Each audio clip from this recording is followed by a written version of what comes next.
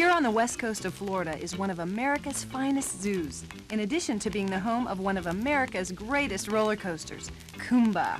It's a 300-acre family park filled with thrill rides, live entertainment, and over 3,400 exotic birds and animals. Don't miss the daily afternoon race between the heron and the monorail. Someone obviously enjoys it. Then there's the main attraction. Kumba! The word Kumba means roar in the African Congo language. Okay, but we all know that's fake now, right? Like, we all know it actually doesn't mean anything. Like, I'm sure you've heard the story. And this coaster really roars. This is a tough one. I wasn't expecting to be making this video, but the amusement industry can sometimes be merciless. July 14th, 2026 was an unexpectedly dark day for coaster enthusiasts. After a shockingly robust uptick of rumors about its imminent doom, raising an alarming number of existential questions now that apparently far-flung thuzy rumors are actually legitimate, Busch Gardens Tampa suddenly announced that the original B&M custom looper, the turquoise blueprint for the modern coaster industry, had but 2 weeks to live. Now, Busch Gardens is not exactly known for showing any sort of reverence for their historic attractions, many of which remained quite popular all the way to the gallows, but this latest announcement was callous even for them. 20 days were all that was left until Kumba's famously deafening roar would be silenced for good. But while the north of Busch Gardens Tampa has fallen quiet, the roar of Kumba's fervent supporters, many among the millions of riders that have sat in those bucket seats over the last third of a century, will surely echo for decades to come. Now, maybe the ride received a little bit too much love. Kumba has had a tough life for sure. 33 years of non-stop cycling in the baking Tampa heat. But we've been down this road before. In late 2023, Kumba went down for a near year-long spat of downtime, which naturally set the previously rather dry rumor mill ablaze. And after an uneasily long silence, SeaWorld made the honorable decision to actually invest in the attraction and restore the roar to its former glory. The park had every reason to pull the plug during the ride's long closure, but for once it seemed like Busch Gardens actually recognized that such a historic attraction deserved better than its eventual fate. It had me convinced. I mean, I very confidently picked Kumba in our first annual roller coaster death draft, halfway through its year-long closure. I'm still thinking that Kumba's going down, honestly. I could see it totally not opening again, and they just scrap it. Only to see the ride go completely undrafted in 2026. Because the prospect of sitting on a ride for that long, putting in the effort and resources to fix it, and then immediately dumping it after all that work, seemed a bit incongruous. Maybe I should have heeded the aggressive rumors that only appeared a mere week before the official announcement, but no matter. The die has been cast, and Kumba is gone. 2.5 weeks is far too short to eulogize a coaster as important as Kumba, because this ride was far from your average B&M looper. Kumba was, without exaggeration, one of the most important roller coasters ever made. Its manufacturer, the upstart Bolliger and Mabillard, went from making crappy stand-ups to redefining the trajectory of the entire amusement industry because of this ride. Its introduction was a bomb that tore the very foundations of roller coaster development asunder. From the moment of its debut, every looping coaster would cop the innovations that it introduced, and those who refused to incorporate such innovations would pay the price. We truly live in a post-Kumba era, 33 AK. Now, despite how groundbreaking and forward-looking the attraction was, Kumba still retained a healthy dose of that old-school rough-and-tumble charm. It was both futuristic and humanistic, and that combination gave the ride an incredibly unique character. A charm that seduced enthusiasts and delighted millions of riders over its very long, but still not too long lifespan. How then can Busch Gardens Tampa throw in the towel less than a year after restoring such an iconic ride? How can the park that just weathered a thuzy firestorm of the loss of a generic Schwarzkopf monoloop rip out its most iconic coaster, and in the process rip out the hearts of millions of enthusiasts across the globe? I don't know what you all expected. Did you guys learn anything from the Big Bad Wolf?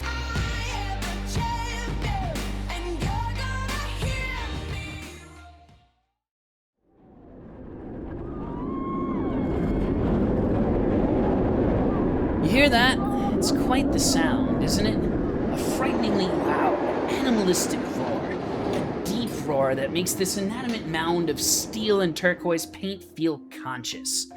Everyone pictures the cliché but picturesque double corkscrew as Kumba's defining entrance, but the roar was what really alerted prospective riders that you were in the midst of something special. There was a savagery about it that many B&Ms came close to, but none could exactly replicate. Built in 1993, nestled all the way back in the massive swamp that is Busch Gardens Tampa, Kumba almost blended into its surroundings at park entrance. But like a frighteningly efficient predator, it revealed itself only when the time was right, and the effect was undeniable. Kumba had presence. It felt alive in a way that very few coasters have ever felt. Kumba was special. That said, it has been 33 years since Kumba's initial debut, and Kumba wasn't exactly a monster when compared to more modern competition, at least stats-wise. The 7 inversions is pretty solid still, but a 60-mile-an-hour top speed and a sub-150-foot height are merely okay in a world of hyperloopers and strata swing launches. Hell, even in its own time, the itsy-bitsy B&M was getting absolutely mobbed by an assault of arrows like Zaddy Viper and Steel Phantom. But looking at Kumba solely through statistics completely misses the point. Kumba was not just a coaster. It was the first truly major statement from its manufacturer, B&M's real debut on the world stage, and that little company absolutely knocked it out of the park. Big loops, zero-G rolls, and interlocking corkscrews would come to define the entire industry over the next 20 years. A generation of upstart coaster manufacturers would leverage Kumba's turquoise blueprint for their own gain. Without Kumba, there's no Colossus, there's no Bluefire, there's no New Age Vekoma, no Montu or Banshee or Apollo's Chariot. It is nearly impossible to overstate the impact the success of this ride had on the amusement industry. But I will try my best, and that means that we need to go back in time. Now, to fully grasp the significance of Kumba, we need to study the history of its manufacturer, a small, upstart Swiss company that would quickly become the defining face of the roller coaster cadre. In the beginning being the 1980s, Walter Bolliger and Claude Mabillard began a seemingly innocuous partnership that would eventually have a seismic influence on the amusement world. But the beginnings were humble. 2 engineers had met and honed their craft working with established but still small roller coaster manufacturer International Amusement Industries on the development of the latest and greatest coaster fad, the stand-up coaster. It's okay. Plenty of people were making questionable choices in the 1980s. Now, the 2 engineers didn't even directly work for Intamin. They were hired guns that were brought on to do design work through a subcontractor known as Giovanola. And they would debut the box track design with Intamin that would come to define their work for the rest of their lives. But after a while, our 2 protagonists grew tired of the amusement industry and decided to seek out greener pastures once the 80s came to an end. Yep, the dynamic duo formed Bolliger and Mabillard with no intention to build roller coasters, at least at the beginning. It was Six Flags who had worked closely with Walter and Claude through the acquisition of a few of those aforementioned Intamin stand-ups that convinced the pair to make spare parts for their previous rides. One thing led to another, and the little startup graduated from spare parts to an entire goddamn roller coaster in the span of a few short years. Finally, the guys that would eventually go on to make Fury had the chance to show the world what they had cooking up, and boy, did they cook up something. On April 28, 1990, Bolliger and Mabillard introduced their first ground-up coaster to the world. Behold, the big bang of the modern world's most iconic roller coaster manufacturer. Behold the Mark's first bold leap into the future. Behold Iron Wolf. How impressive. No, not really. This thing was shit. Iron Wolf was a near-complete ripoff of the stand-ups that Walter and Claude had made for their old employers, differentiated mainly by the addition of a bog-standard corkscrew to bring the inversion count all the way up to a whopping 2. Wow! It was less than 100 feet tall, less than 3,000 feet long, and had a layout about as inspired as a sketchy businessman opening up a Swiss bank account. Worst of all, however, it was a stand-up coaster. Disgusting. Now, If you think it's a bit unfair to dogpile so much on B&M's initial effort, I don't care, because I rode Iron Wolf many times at its eventual final resting place of Six Flags America, where it was an incredibly interesting steaming pile of garbage. All of the jank and unrefinement of a poorly made arrow with none of the force or charm. Iron Wolf, aka Apocalypse, aka Firebird, was a bit of an embarrassment by the time it finally bit the dust last year, but the coaster's many shortcomings didn't really matter much because the inexplicable stand-up craze that dominated the 80s and 90s was still raging at a fever pitch. Iron Wolf did what it needed to do, and the result satisfied Six Flags enough to lead to more contracts. A few more painfully generic stand-up loopers came afterwards, but continued the important work of getting the company's name a bit more established. Still, nothing of B&M's initial offerings hinted that the very same manufacturer would be debuting Kumba in 3 years' time. B&M needed some outside encouragement to really start pushing the envelope, and we are lucky enough that that exact thing ended up happening.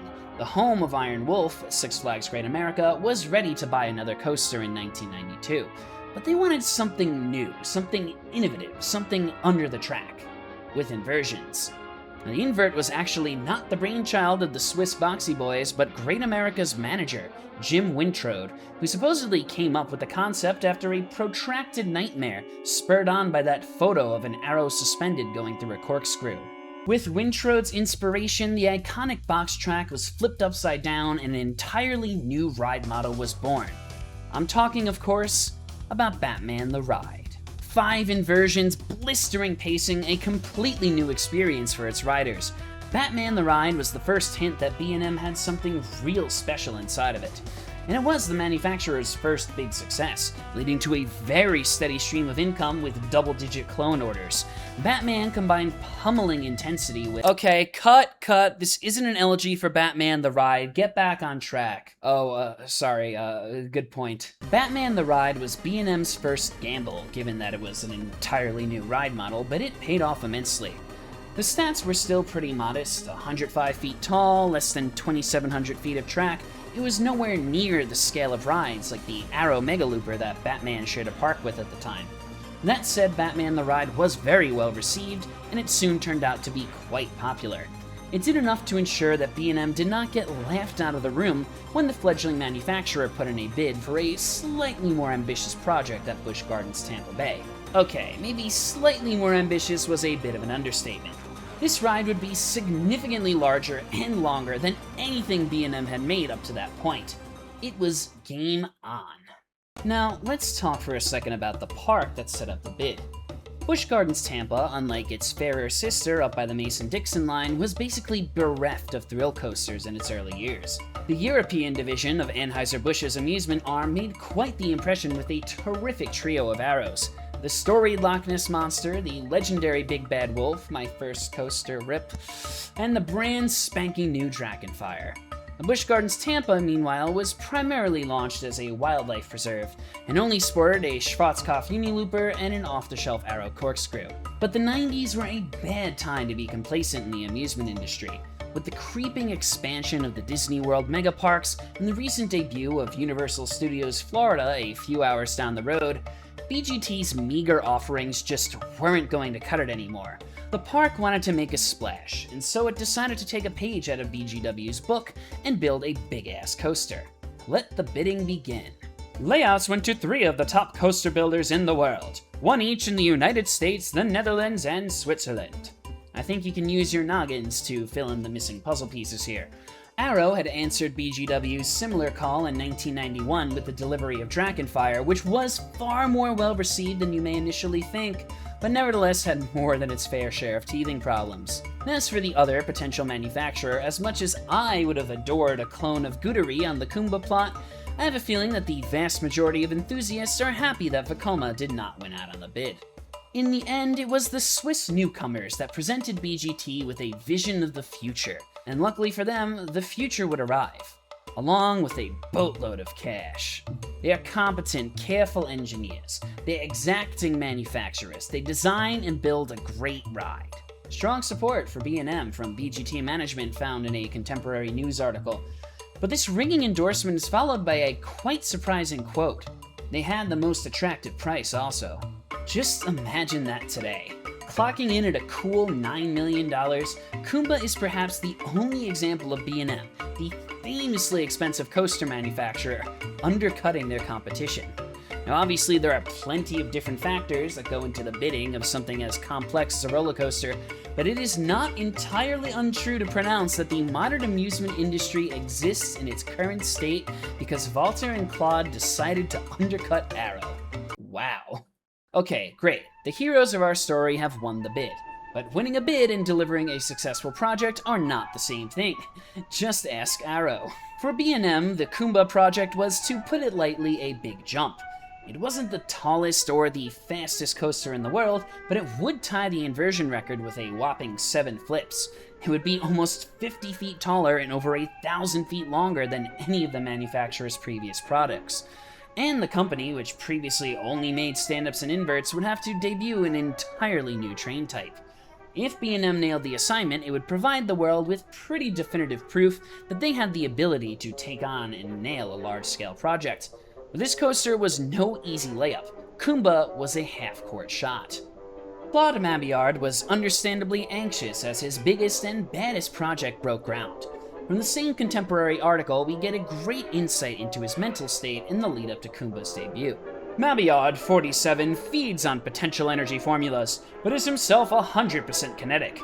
A week ago, with the number of hours dwindling until the inaugural ride, Mabillard scurried tirelessly between the starter station and the computer room, where twin personal computers linked to a wall of switching stations maintained precise timing. If they didn't, Mabillard would know. A computerized stopwatch with an LCD readout dangled from a black cord around his neck. It was obvious that Mabillard had a lot riding on the success of Kumba. So then, how did it go? From a November 1992 announcement date, Kumba rose up quickly. I guess B&M was eager to impress, or maybe these were just different times when engineering projects actually happen within reasonable timelines, as the massive attraction was ready to open a mere 4 months after construction began. The final product was certainly striking.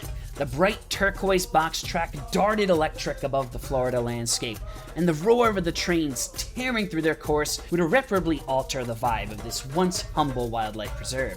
Kumba looked new. Kumba looked and sounded scary. Kumba looked good. Despite Claude's anxieties, the lead-up to Kumba's opening went off without a hitch, and BGT was ready to debut their latest attraction with the appropriate fanfare, a big-ass party. Somehow, BGT management got goddamn Kramer to come down and open up the ride, and oh my god, I love that so much. Let's just hope that Michael Richards didn't say anything too uncouth at the press launch. I'm a Kumba warrior. I've gone on the great roaring beast. I guess that was fine. It was the early 90s. This is a fantastic ride. Get out here if you can and get on this mama. Some pretty pointed praise for Michael Richards there. No doubt that Kramer, along with Newman and maybe Bob Sacamano, enjoyed their experiences on the groundbreaking Kumba, that is, assuming that Newman didn't get fat-ejected from the seat. But Mikey was far from the only one who had positive things to say about the ride. As the acers and reporters poured in, impressions at the ride exit were incredible. Awesome. I've been on all over the place, and this is the best. It's the best. I want to get in line again. I'm sure you can see what I mean. People loved Kumba just as a ride experience on its own, but I cannot begin to describe just how groundbreaking and futuristic this coaster felt on its debut, which I may remind you is 33 years ago. So I'm not even going to bother to try to explain it myself. I'm just going to pull directly from contemporary sources. It's just smooth, the transitions. I came off disoriented even. And it's just so smooth, velvety smooth. Going on again today? Oh, as soon as I can. I'm shaky even, and I've ridden lots of coasters. From the Tampa Tribune, Kumba is unique in primarily its nuances. Other coasters deliver riders through their exits' wobbly need from the pounding they administer. 90 seconds on the Scorpion, sparring 2 rounds with Evander Holyfield. It's all the same. Dude is saying that about fucking Scorpion? That is hilarious. Anyone who isn't Buster Douglas, he's a boxer, don't worry, I had to look it up too, will appreciate the difference riding in Bolliger and Mabillard's Kumba. The sensation is like pressing the accelerator of a 2-ton Mercedes-Benz 650 SL. Fast but smooth, powerful without a hint of brute force. It's as though the trains were riding on polished glass. We wanted the quality of a Mercedes and the sensation of a roller coaster, Mabillard said, pit crew chief to a Grand Prix racer. The Mercedes of coasters, ooh, I like that. Let's just say that B&M satisfied their customer. Yes, Arrow at the time was smashing height and speed records with brute force and 70s technology, turning out the coaster equivalent of Corvette ZR1s that would embarrass Kumba on the drag strip.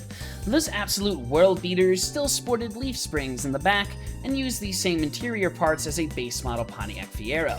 I can say this, I have owned one and driven both. The Mercedes of roller coasters in comparison was cushy and comfortable, though thankfully not supple enough to completely damp out any sort of character. Yes, compared to its Arrow contemporaries, Kumba was extraordinarily refined. But like any good Mercedes, Kumba's pretty exterior was effectively hiding a nuke under the bonnet. When it put its foot on the gas, you would feel it, and all hell would break loose. This marriage of intensity and refinement was never really experienced before, and quite well received. Reviews were absolutely roaring, and the praises of autistic acers were nearly drowning out the relentless roar of the ride itself. The general public absolutely loved it too. By the end of the year, B&M's first big boy coaster gave Busch Gardens Tampa a massive 15% bump in attendance. In fact, it was so successful that the park credited the success of Kumba as the motivating factor behind a massive Egypt expansion that came to BGT just 3 years later. Kumba met the park's targets and then absolutely shot past them. Here was proof in iron that you could have the scale and intensity of a world-class thrill coaster without having to take out your earrings. And that turned out to be a pretty popular idea, only further validated when the aforementioned Egypt expansion debuted a blue behemoth known as Montu. The two coasters shared the same park for 3 decades, and that Swiss 1-2 punch remained one of the most lauded coaster combinations in the country. Kumba above the track, Montu below, a yin and yang that ripped your face off in luxurious comfort. Now, to this day, many, such as myself, consider Montu to be the best of B&M's many inverts, but even with Montu's many deserved superlatives, some enthusiasts go far enough to claim that Kumba bested its younger brother. Hell, some enthusiasts in the present day will contend that Kumba was the best B&M ever made, besting their Hypers, their Gigas, besting gargantuan loopers like Banshee or Tormenta, rides that make Kumba look like one of those little cars that the Shriners ride in. The fervor that the coaster conjured all the way back in 1993 was very much alive and well in 2026. But what is it about this ride that made it so compelling, from its successful launch all the way up to the gallows pole? It's time, I guess, to bring up old school B&M. Up to this point, we have evaluated Kumba's merits through the VHS filtered lens of its historical debut.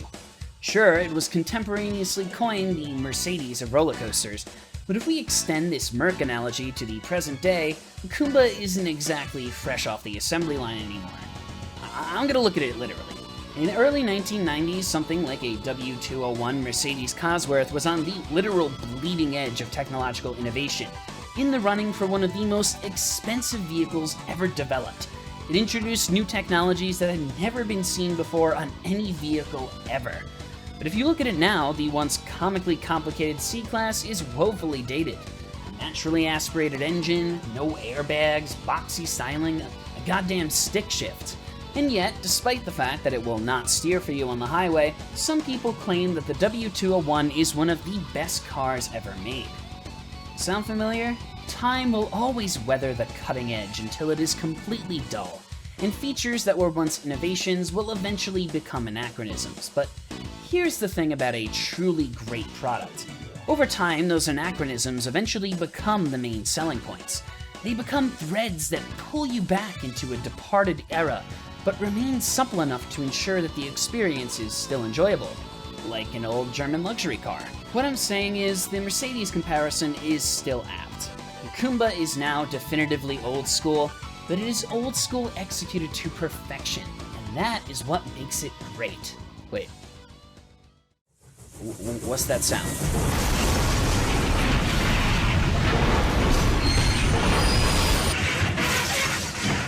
I guess that means it's time for the obligatory elegiac mini crash course. But oh, would you look at that? I've already made a full-length video that discusses the science of old school B&M in detail. You should probably check that out if you want to understand why older B&Ms feel so much different, but I'll still give you the cliff notes here. Through rigorous and slightly too intense mathematical analysis, I sought to demonstrate that old school B&M is very much a thing, and the numbers don't lie. There is a demonstrable difference between rides like Kumba and the company's newer installations. It all comes down to a change in profiling. Newer B&M loopers tend to flow more gradually through their inversions, like compare the Cobra roll on Kumba to the one on the recently built Decepticoaster. And notice how Decepticoaster's roll transitions gently through the element, while Kumba snaps aggressively to the vertical when it reaches the half loop? Or let's compare the dive loops on Kumba and Banshee. Yes, I know the track on Banshee is upside down, but the comparison is still applicable. On Banshee, the track doesn't fully invert until far beyond the apex of the element. Meanwhile, Kumba, the first coaster to in fact feature a dive loop, exhibits that previously identified snap at the top of the loop. These more aggressive and concentrated lateral transitions lead to unintended accelerations and thus increased intensity, which in my book is a benefit. My theory nevertheless remains that the almost too smooth profiling of modern B&M was the desire of Walter and Claude all along.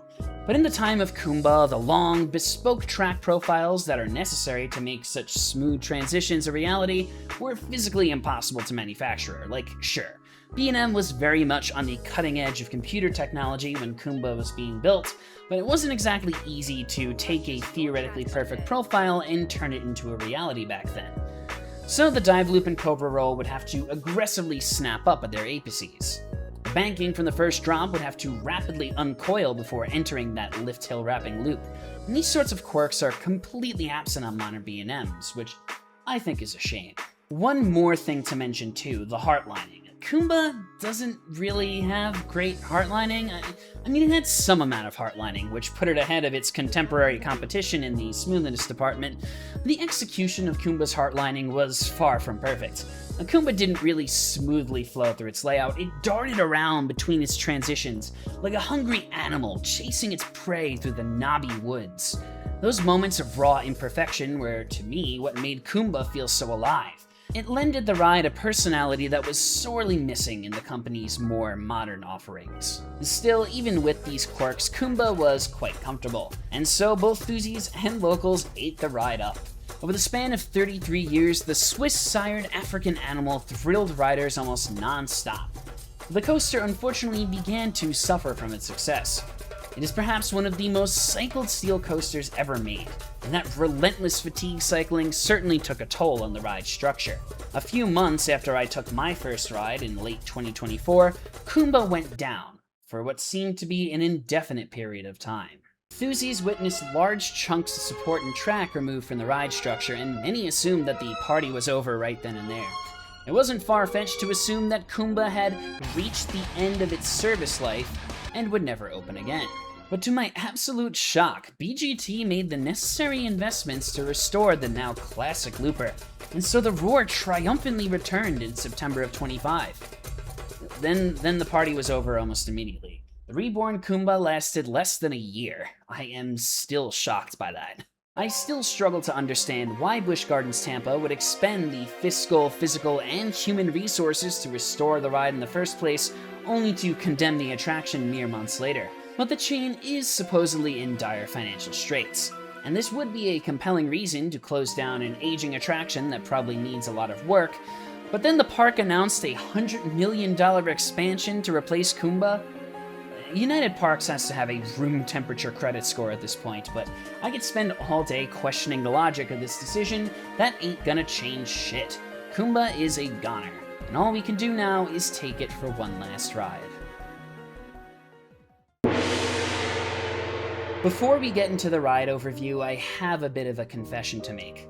I need to state up front here that in my entire 31 odd years on this earth, I only got to ride Kumba once. Early in the morning on a hot and utterly miserable day in April of 2023, before the ride got the chance to warm up and show me its best, and that is something I will take to my grave. I got off my one and only ride feeling a little bit underwhelmed given the ride's lofty reputation, but I could feel that there was more there. But unfortunately, due to a nasty midday Florida storm and a truly horrendous park experience, I will never get to experience Kumba at its full potential. Which hurts. Still, I did ride it, and I happen to thoroughly document every single one of the roller coasters I have ridden since I've gotten back into this hobby. So we can do this. It just feels a little tough to do this one.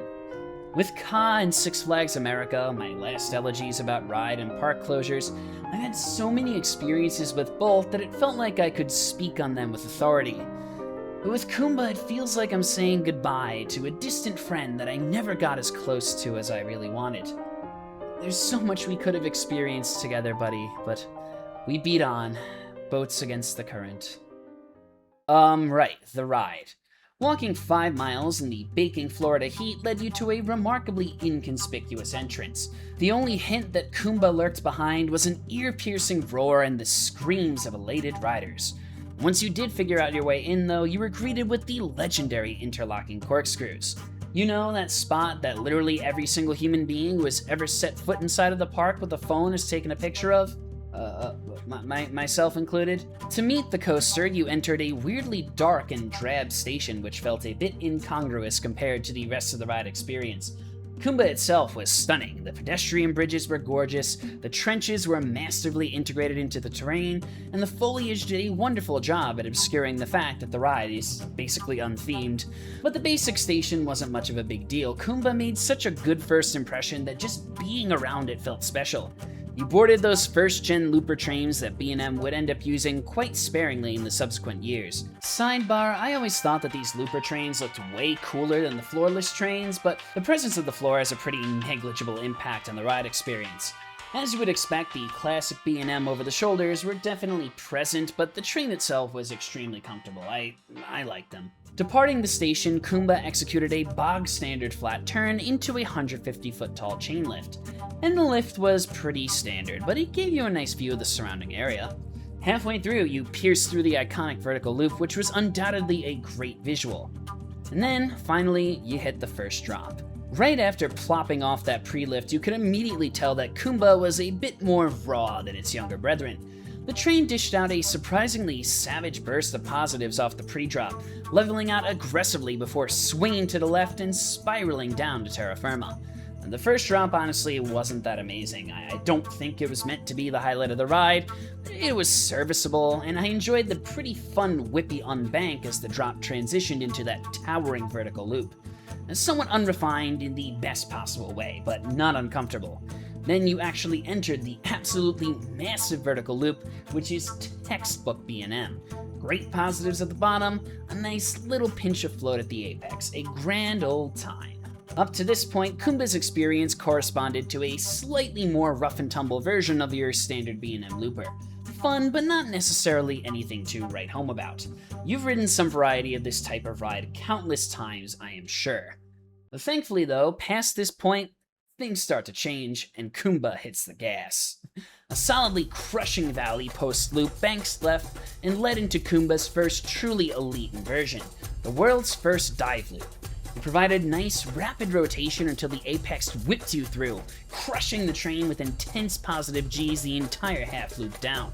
And as awesome as that dive loop was, it was merely the warm-up for what was perhaps the most famous element of the ride, the Hell Roll. A wildly violent 360-degree twist plopped right in the middle of an airtime hell. Wait, I'm just describing a zero-G roll, aren't I? But it was an old-school B&M zero-G roll, which means that it fucking ruled. Just take a close look at the POV and you can see just how late the inversion started. The rotation through the Hell Roll was absolutely rapid. And while you didn't have the outside-the-track advantage of an invert zero-G, the element on Kumba was more than forceful enough. On an outside seat, it was whippy as hell.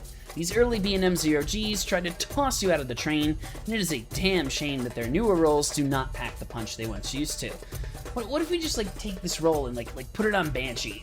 Don't worry about the logistics. The Hell Roll led into what was perhaps the most telling sign of Kumba's age, a bit of bank straight track dug into a trench. But despite this kind of awkward maneuver, I kinda love this little spot a lot more than I should have for some reason. You exited the hell roll at a somewhat awkward angle and traversed a slight right turn in the trench, which subtly banked before kind of awkwardly snapping back before the Cobra roll. But the way the coaster danced through this little turn just oozed character. It felt so lively, like you were riding on the back of a monstrous jungle cat as it lined up for the kill shot. That unbank at the end gave a pinch of lateral airtime a la Viper's turnaround, and if you know me, then you know that is very high praise. This then led into a surprisingly solid Cobra roll.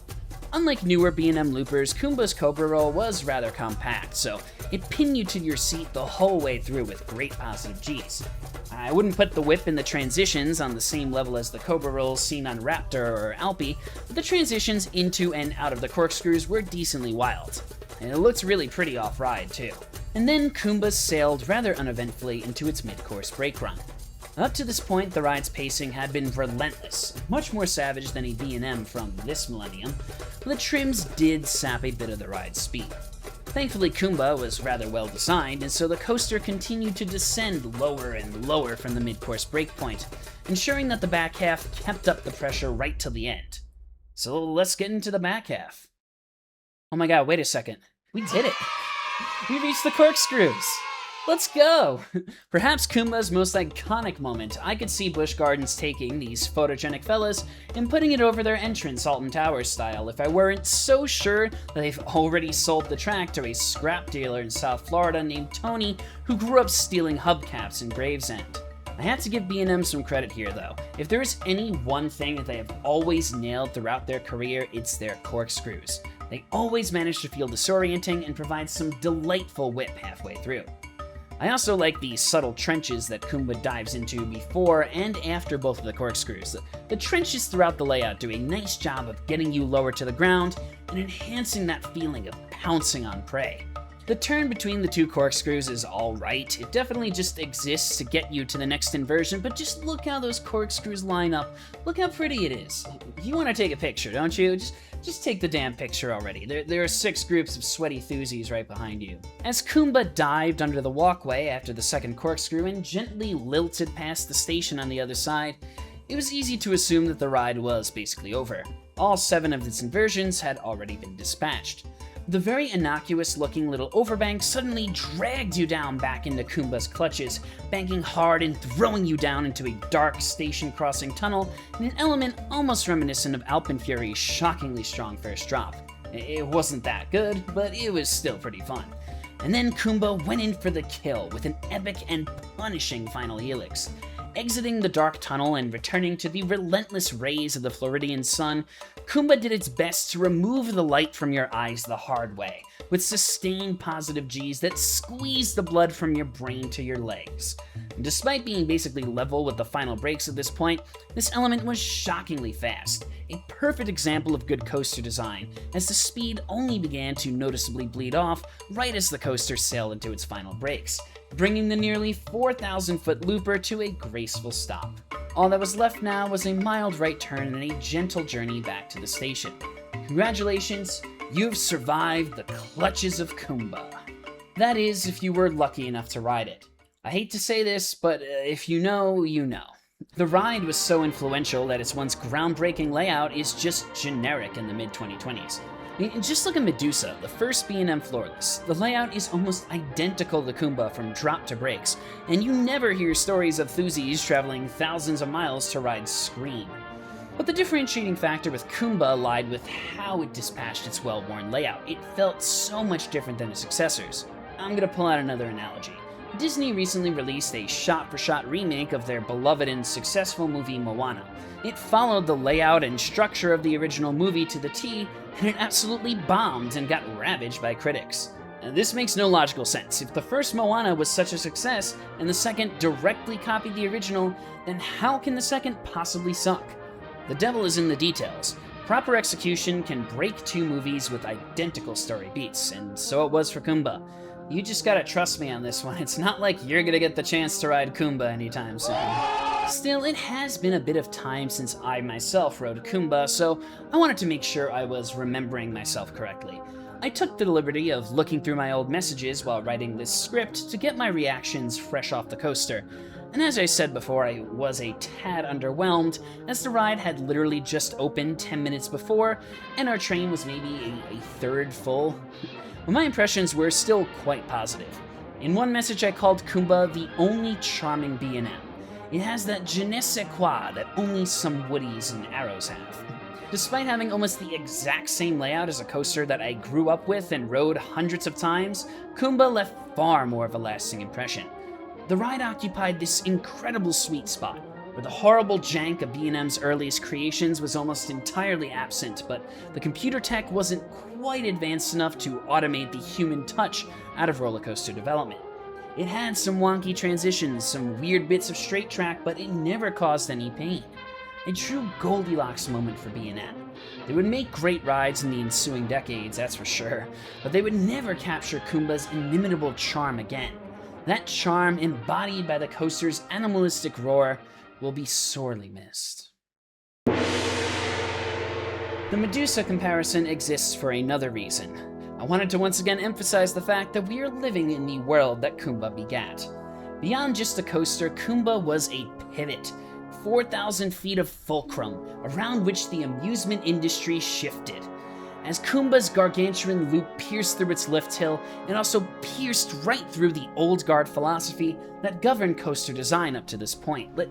Let's look at that loop, actually. Before Kumba, vertical loops were generally tight and intense. See Schwarzkopf's, Arrows, obviously, even B&M and Intamin's previous coasters.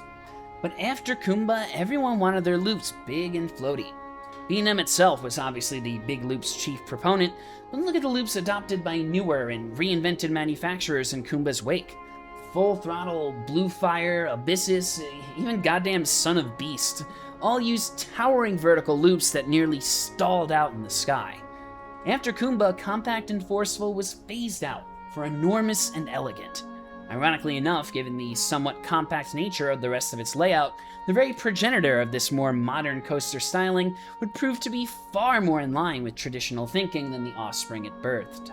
So maybe I am overstating the ride's legacy a bit, pinning quite a lot on that massive loop. Kumba had innovations, but it wasn't completely divorced from the rides that came before it. Let's go back to that article. There was a bit of text that I actually skipped over previously. Even Kumba's elder siblings at Busch Gardens, the Python and the Scorpion, loop, dip, and corkscrew. In that light, Kumba is unique in primarily its nuances. There are only so many ways to be turned upside down. If the author could look at the convoluted contortions that grace the latest and greatest thrill machines today, he might just rescind or at least modify that final comment, but it would take about 20 years before that sort of wacky postmodern coaster design would begin to crop up. Now, Kumba didn't need a step-up underflip or whatever to shake the foundations of roller coaster design. With its big-ass loop and its glass-smooth ride, it showed the world that coasters could be built however the hell you wanted them to be. There was no need to resort to a roller coaster tycoon-style predetermined part spin. You can make your ride as big or as small as you want. And this subtle but significant philosophical shift lent B&M and the rest of the industry the boldness to experiment even further. A few years down the road, B&M would be building inverts with loops and cobra rolls that nearly eclipsed the height of Kumba's own lift, stand-ups that stretched nearly a mile of torturous track. The success of Kumba emboldened B&M to expand its horizons, and that is what makes the ride so important. In fact, they ended up entering a completely new market at the end of the decade and completely changing how we perceive the headlining hypercoaster. Modern hypers owe less of their design to Magnum than they do to Apollo's Chariot. But that wasn't the end of B&M's experimentation. The floorless, the dive, the wing, every single goddamn dart that B&M threw at the wall in the next 20 years hit the bullseye.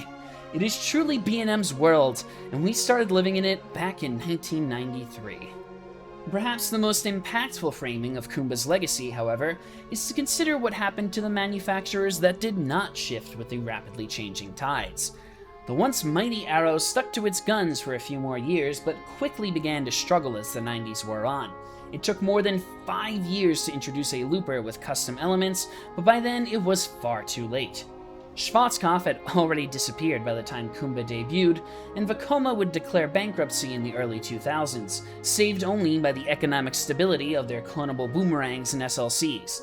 They would basically be a ghost in the amusement industry and a subcontractor for Disney's Imagineers until they reinvented themselves in the mid-2010s. B&M, in contrast, rose meteorically to become the unequivocal king of the coaster world by the end of the second millennium, a title that they would maintain for many, many years. It would take 2 decades until the modern paradigm that they themselves established will begin to shift. And even though Mox, Gerstlauers, and New Age Vekomas have shifted things in another very different direction, B&M, a now fully vested, blue-blooded member of the old guard, continues to succeed, at least, financially. Only one thing about Kumba didn't stand the test of time: the ride itself. Something still feels a bit weird about it all. Yes, Kumba was heavily cycled, but B&Ms are supposedly famous for their robust construction, and their attrition rate compared to some other coaster manufacturers is rather impressive.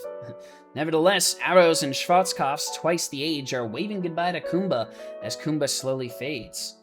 Maybe early B&M just didn't have the formula down pat at the beginning, but every single one of the bazillion Bat clones that were near contemporaries to Kumba are still very much alive. And Montu on the other side of the park is only 3 years newer than Kumba, just recently celebrating its 30th birthday, but never receives the concerns that Kumba garnered about its condition. Maybe Kumba was made a little bit cheaply so Walter and Claude could secure the minimum bid undercut. But since Busch Gardens is too cheap to do the right thing and retract Kumba, an extremely reasonable and not that expensive investment given the popularity and iconic nature of the ride, we will never truly know. Whatever the reason, Kumba couldn't keep going anymore. But Kumba has certainly lived long enough to witness the beautiful world that it itself brought into being. The funeral is definitely going to be standing room only. Through this video, I hope that I have made a sufficiently compelling case for the historical significance of Kumba, and that history alone is more than reason enough to mourn its demise. That said, I wouldn't say that it's the main reason I, personally, am so affected by this loss. I called Kumba the only charming B&M 3 years ago, and I stand by that statement. We're losing a real one here. Kumba is taking its utterly singular ride experience with it to the grave. It lived in 2 worlds at once, a showcase of the imminent digital future nevertheless crafted with a human touch. I almost feel like a broken record on these elegies when I say something to the effect of, there was nothing else quite like Kumba, but it's just true. Lightning in a bottle, a ride that could only be birthed at a very specific time and place, a very unique crossroads of a fledgling company and an established industry. The Nevermind of coasters, a singular shot across the bow of the amusement establishment that rendered the old guard obsolete in the blink of an eye. That was before everyone started copying it, endlessly diluting the craft that made the original so compelling. But even long after Kurt left this earth and Creed successfully wrung out any remaining pathos from the genre, Smells Like Teen Spirit still brings down the house every time. Sometimes, the first big hit is still the best one. I don't even really like Nirvana that much. Why am I going with this analogy? Does this make 80s Arrow the hair metal of the coaster world? Oh my god. Are we finally at the point where it's socially acceptable to admit that hair metal actually rules? On the 2nd of August, 2026, the sun set on Kumba for the final time. Its legendarily raucous roar, after a third of a century, has finally been silenced.